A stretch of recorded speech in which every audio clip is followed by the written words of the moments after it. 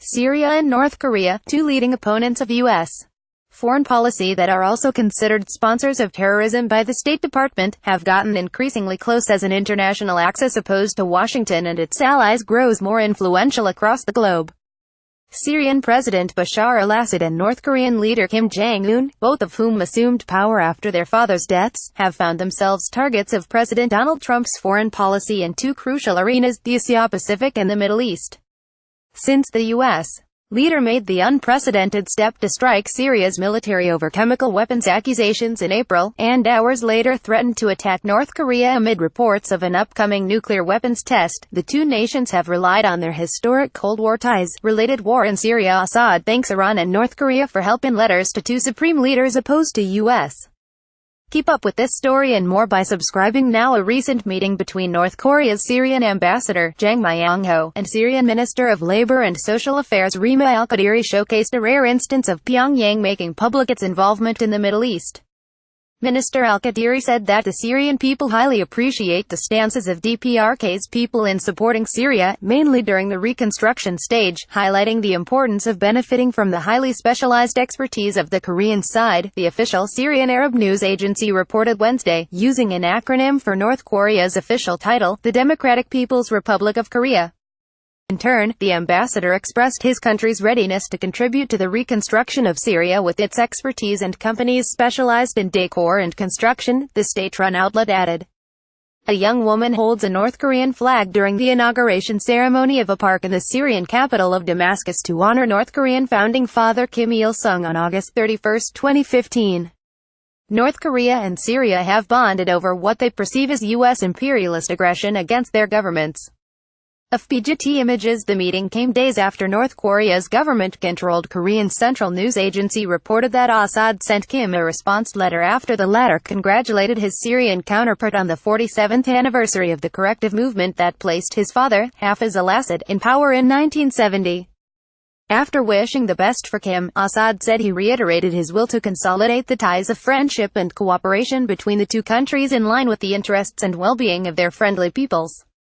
Shortly after Hafiz al-Assad's military coup, North Korea sent fighters to assist in the Syria and Egypt-Arab battles with Israel during the 1972 Yom Kippur War and positioned itself against Israel, which it viewed as a U.S.-backed imperial state.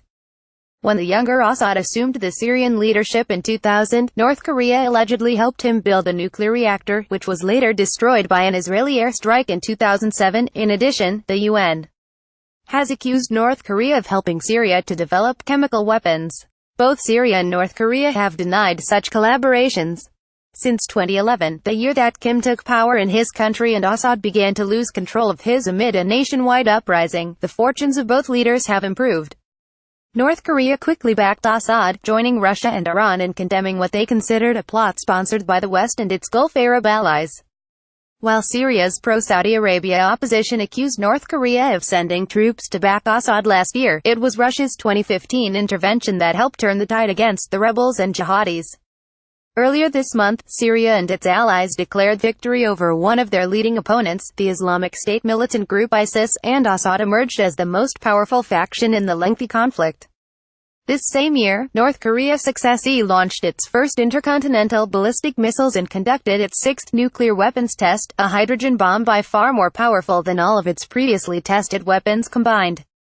Experts have said that nuclear-armed North Korea's military advancements and a resurgent Syrian military backed by Russia and Iran present serious threats to Trump's plans for the Middle East. Syrian President Bashar al-Assad reviews the honor guard with North Korea's Kim Jong-nam, president of the Presidium of the Legislative Supreme People's Assembly, upon his arrival in Damascus on July 16, 2002. Syria and North Korea have busted ties with Cuba, Iran and Russia, traditional foes of U.S. foreign policy.